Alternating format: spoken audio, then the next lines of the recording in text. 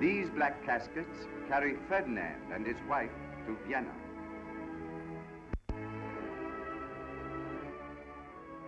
They are the prelude to slaughter.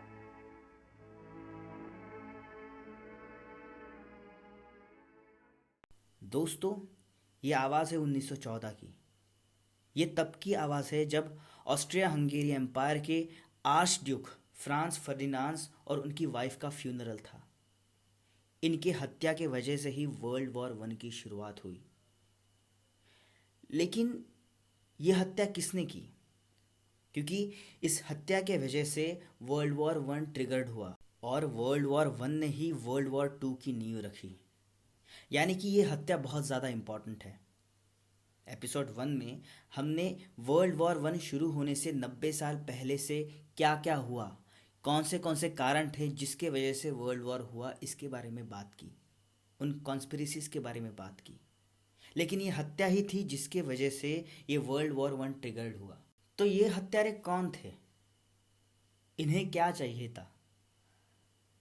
इनके मन में ये कैसे आ गया कि किसी राजा या किसी राजा के उत्तराधिकारी की हत्या की जाए? मैं सौरभ ठाकरे एपिसोड 2 में आपका स्वागत करता हूँ, द ब्लैक हैंड। दोस्तों, ब्लैक हैंड ये एक सीक्रेट सोसाइटी थी, वायलेंट सीक्रेट सोसाइटी थी।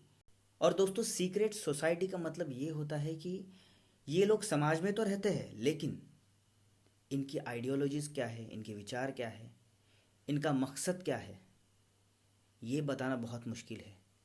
और ये अपनी पर्सनल लाइफ, अपने विचार, अपनी सभी चीज़ें छुपा के रखते हैं एक पर्टिकुलर विचार को अचीव करने के लिए या एक पर्टिकुलर काम को कंप्लीट करने के लिए। और उसमें ये जो सोसाइटी थी ये बहुत वायलेंट थी। कुछ लोगों का तो ये भी मानना है कि ये एक इटालियन माफिया की ब्रांच थी। तो उस समय भी किसी के पास भी कोई ठोस इन्फॉर्मेशन नहीं रहती थी, इतनी सीक्रेसी इन सीक्रेट सोसाइटीज़ की रहती थी। ब्लैक हैंड ये सीक्रेट सोसाइटी 1901 में एस्टैब्लिश हुई। सर्बियन आर्मी के जो कुछ ऑफिसर्स हैं उन्होंने मिलके एस्टैब्लिश किया। और यही वो ऑर्गेनाइजेशन है जिसके वजह से फ्रांस फर्डिनांड और उनकी वाइफ की हत्या हुई और जिसके वजह से वर्ल्ड वॉर वन की शुरुआत हुई। सर्बिया, युगोस्लाव, इन देशों को स्वतंत्र बनाना, राजाओं की हुकुमशाह खत्म करके तख्ता पलट करना, यूनिफिकेशन और डेथ, एकजुटीकरण या मृत्यु, ये इनकी आइडियोलॉजी थी। और ये बहुत ज़्यादा वायलेंट थे। इन्हें सर्बिया और युगोस्लावा छोड़ के जो दूसरे उनके राइवलरी कंट्रीज़ है वो उनको सर्बियन टेररिस्ट भी बुलाते थे। सन 1903 द ब्लैक हैंड की स्थापना के ठीक 2 साल बाद द ब्लैक हैंड के मेंबर्स ने प्लानिंग के साथ सर्बियन रॉयल कपल का असैसिनेशन कर दिया, उनकी हत्या कर दी और तख्ता पलट कर दिया। Unification of Serbia, unification of Yugoslavia, ये उनका मेन एम था। और इसके वजह से ऑस्ट्रिया हंगेरी एम्पायर में फ्रांस फर्डिनांड को मारने का षड्यंत्र रचना शुरू हो गया। दोस्तों, ये एक ऐसा दौर था जहाँ पे फ्रेंच रिवॉल्यूशन का प्रभाव था।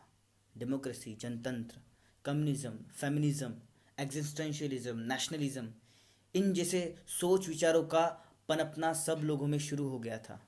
आम लोग सोच रहे थे और राजा महाराजाओं की हत्या हो रही थी। यंग बोस्निया, 18-19 साल के कॉलेज स्टूडेंट्स की संगठना जो शिक्षित हो रही थी, अपना पॉइंट ऑफ व्यू क्रिएट कर रही थी, उन्हें भी यूनिफिकेशन ऑफ युगोस्लाविया चाहिए था, यूनिफिकेशन ऑफ सर्बिया चाहिए था, सर्बिया स्वतंत्र चाहिए था। गर्म खून था, कुछ करने का जज्बा था और इसी का फ़ायदा द ब्लैक हैंड ने लिया। द ब्लैक हैंड ने यंग बोस्निया को अपने प्लान के बारे में बताया, उन्हें अपने साथ लिया। और जब उन्हें ये पता चला कि साराजेवो में फ्रांस फर्डिनांड आने वाला है तो उसकी प्लानिंग शुरू हो गई। उन यंग बोस्नियंस को 4 पिस्टल्स और 6 बॉम्ब्स दिए, उन्हें ट्रेनिंग दी शूटिंग की। और 7 बोस्नियन मिलके जब फ्रांस फर्डिनांड साराजेवो आया, उसी वक्त 7 बोस्नियंस वहाँ आए।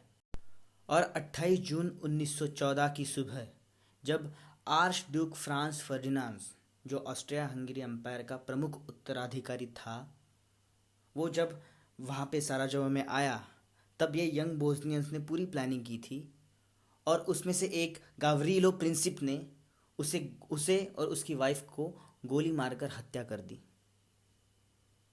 दोस्तों, इनका माइंडसेट एक अलग ही लेवल पे था। वो मरने से नहीं डर रहे थे और एक सोच लेके चल रहे थे।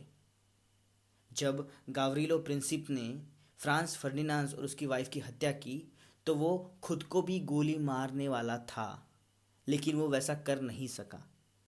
17-18 साल के एक लड़के ने एक राजा उत्तराधिकारी की हत्या कर दी, गावरीलो प्रिंसिप। दोस्तों, गावरीलो प्रिंसिप ने अपने आखिरी दिनों में ये कहा कि मैं एक यंग यूगोस्लाव नेशनलिस्ट हूँ जिसे यूनिफिकेशन ऑफ यूगोस्लाव चाहिए, और वो किसी भी कंडीशन में, किसी भी स्थिति में, किसी भी स्टेट में होगा, मुझे मंजूर है। Otherwise death is preferable.